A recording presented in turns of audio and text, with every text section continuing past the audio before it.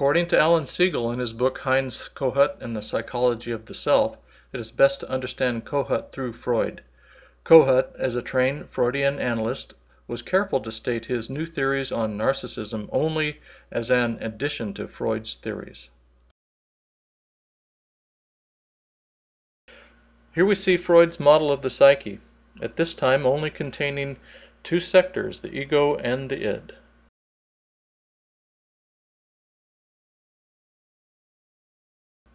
Freud sees a barrier between the two. The repression barrier is a defense system protecting the ego from the id.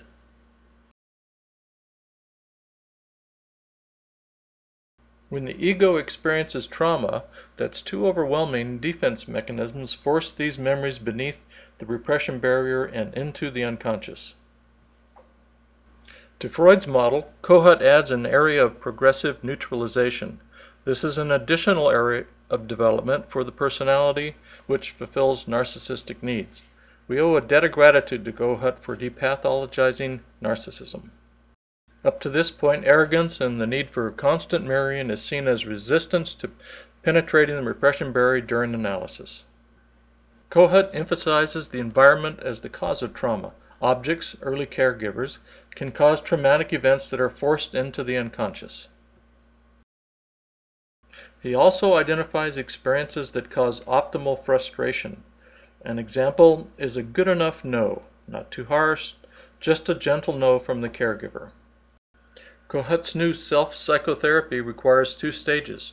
First, strengthening the ego, and then addressing the trauma beneath the repression barrier. The enfeebled self cannot fully acknowledge non-perfect parts. Kohut conceptualizes this as a vertical split. The ego disavows parts in the area of progressive neutralization.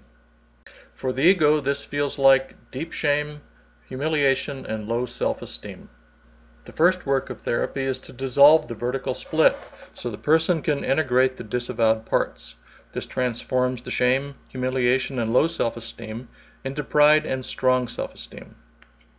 Finally, the integrated ego is stronger and can stand to look below the repression barrier.